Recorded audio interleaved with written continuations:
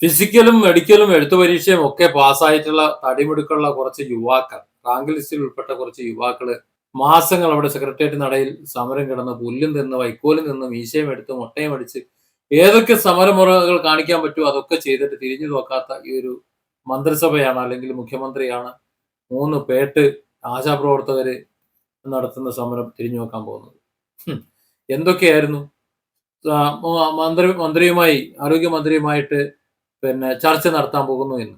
ചർച്ചയ്ക്ക് വിളിച്ചു, പക്ഷെ ചർച്ച സമ്പൂർണ്ണ പരാജയം എന്നാ പറയുന്നത്. ആശാ വർക്കേഴ്സ് അവരുടെ ന്യായമായ ആനുകൂല്യങ്ങൾക്ക് വേണ്ടിയിട്ടാണ് അവർ സമരം ചെയ്യുന്നത്.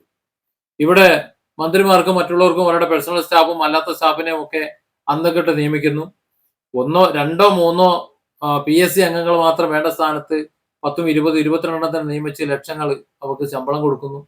അങ്ങനെ സ്വന്തക്കാരായ ഇഷ്ടക്കാരെ മുഴുവൻ തിരികെ കയറ്റി അവർക്ക് ലക്ഷങ്ങൾ ശമ്പളം കൊടുക്കുന്നു.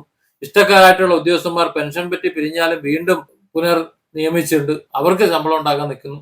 ഇങ്ങനെ തങ്ങളുടെ ഇഷ്ടക്കാരെ ഏത് വിധേനയും താങ്ങി പിടിച്ചുകൊണ്ട് ഖജനാവിലെ പണം, ഉള്ള പണം കൂടെ ചോർത്തി ഇങ്ങനെ പോറ്റി കൊണ്ടുവരുന്നതിനിടയ്ക്കാണ് 10, 200, 300 രൂപയ്ക്ക് പണിയെടുക്കുന്ന ഈ ആശാ വർക്കേഴ്സിന്റെ ഈ സമരം. ആ സമരമൊക്കെ കാണാൻ ആർക്കാ നേരം?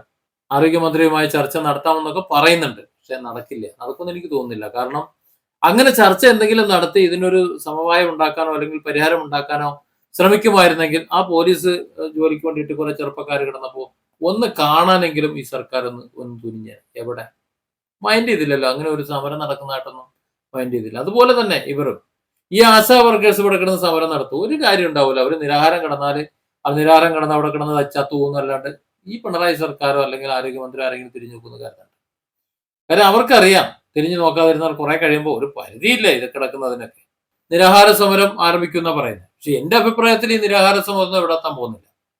ഈ നിരാഹാര സമരം നടത്തി കഴിഞ്ഞാൽ അത് പട്ടിണി കിടന്ന് അവർ മരിച്ചു പോകും, അവിടെ കിടന്ന് തട്ടിപ്പോകുന്നല്ലാണ്ട് ഈ സർക്കാർ തിരിഞ്ഞു നോക്കുന്ന കരുതൊന്നും വേണ്ട. അങ്ങനെ തിരിഞ്ഞു നോക്കിയായിരുന്നെങ്കിൽ എത്ര യുവാക്കളാണ് ഈ സർക്കാരിന് നാണക്കേടുണ്ടാക്കുന്ന വിധത്തിൽ അന്ന് അവിടെ സമരം നടത്തിയത്. എന്നിട്ട് അന്ന് തിരിഞ്ഞു നോക്കാത്ത, അന്ന് മനസ്സിലാത്ത ആൾക്കാരാണോ ഈ 4 പെണ്ണുങ്ങൾ അവിടെ ഇരുന്നുകൊണ്ട് അവർ മഴ നനഞ്ഞ് തത്തുകൊട്ടെന്ന് കരുതിയിട്ട് തന്നെയാണ് പോലീസുകാർ എന്നതിന്റെ വായും കൂടും എല്ലാം എടുത്ത് കളഞ്ഞത്. അവർ കുറെ തൊപ്പിയും കുപ്പായും ഇട്ടുകൊണ്ട് അവിടെ കുത്തിയിരുന്നിട്ട് എന്ത് ചെയ്യാനാ? ഒന്നും ചെയ്യാൻ പോകുന്നില്ല. നിരാഹാര സമരം കിടക്കണമെങ്കിൽ അവിടെ കിടക്കും, അത്ര തന്നെ. ഈ സർക്കാർ ഈ സമരാനുകൂലികളുമായി എന്തെങ്കിലും ചർച്ച നടത്തുമെന്നോ അല്ല എന്തെങ്കിലും ഒരു പരിഹാരം ഉണ്ടാക്കുന്നോ ഇവർക്ക് ആവശ്യമുള്ള എന്തെങ്കിലും കൊടുക്കുമെന്നോ ഒന്നും കരുതേണ്ടതില്ല. സർക്കാരിന് ഇവിടുത്തെ 3.5 കോടി ജനങ്ങളുടെ ശമ്പളം കൊടുക്കാനും അവരുടെ പെൻഷൻ കൊടുക്കാനും അവരുടെ മറ്റു കുടിശ്ശികൾ കൊടുക്കാനും അവരുടെ ആനുകൂല്യങ്ങൾ കൊടുക്കാനും പണമൊന്നുമില്ല. അവർക്കുള്ള പണം മറ്റു പല ആവശ്യങ്ങൾക്കുമാണ്. Different angles. Don't forget to subscribe and support this channel.